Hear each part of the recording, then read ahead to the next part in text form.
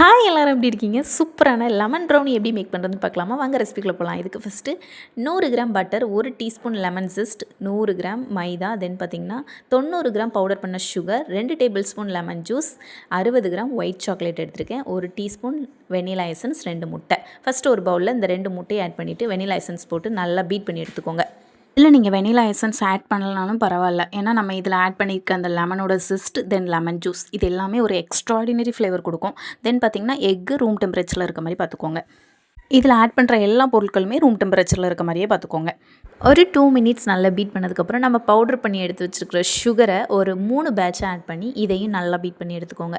இந்த சுகரும் இந்த எக்கும் நல்லா கம்பைன் ஆகி இந்த சுகர் நல்லா கரையிற வரைக்கும் நல்லா பீட் பண்ணிக்கோங்க. அது பீட் பண்ணதுக்கப்புறம் நம்ம எடுத்து வச்சுருக்கிற lemon gist and lemon juice இது ரெண்டையும் ஆட் பண்ணிவிட்டு ஒரு 2 மினிட்ஸ் இதையும் பீட் பண்ணிக்கோங்க. நான் இதில் கொஞ்சமாக லெமன் ஃபுட் கலர் ஆட் பண்ணிக்கிறேன்.